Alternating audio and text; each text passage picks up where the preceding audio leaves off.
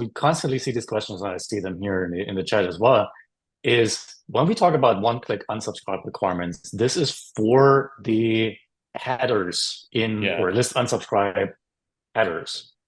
It's not about a link you have in the body, right? That link can continue to be there, and actually, depending on your jurisdictions and where you're sending mail to, has to be there and has to follow certain rules and laws, and we are not touching that.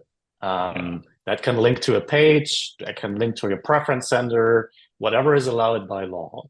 We're talking about the list unsubscribe headers, which you should put in addition to the link in the body. I think even Gmail talks about list unsubscribe headers and an accessible, very visible link in the body. Now, the link in the body can do what it does today, right? So if a anti-spam bot happens to click on that, there could be a landing page and and everything to prevent accidental unsubscribes.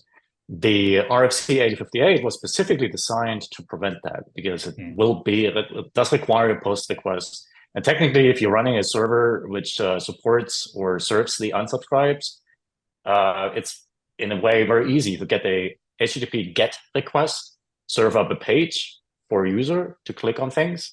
If you get an HTTP POST request, unsubscribe the user. Excellent. Thanks for clarifying.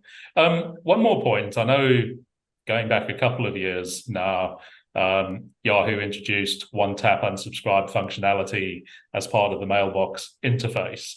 And I think, you were describing a few minutes ago the idea that if you make unsubscribing a simple and accessible and trustable process, it's absolutely going to have a positive impact on your complaint rates, because if it is easy to use, your users are going to use that as their preferred option, aren't they?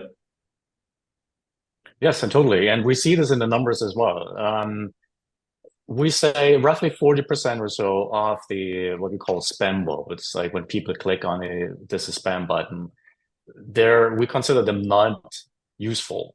Meaning they voted spam on an email which is probably not spam. It's emails they probably subscribe to, or emails which are sent because they bought something. So these are legit emails. And we see if we do offer a better choice like unsubscribe, those 40% or so, they tend to use that option, right? And that's a 40% reduction in potential spam votes for you as a sender or a brand right there. That's just an awesome outcome. Again, why wouldn't you want to?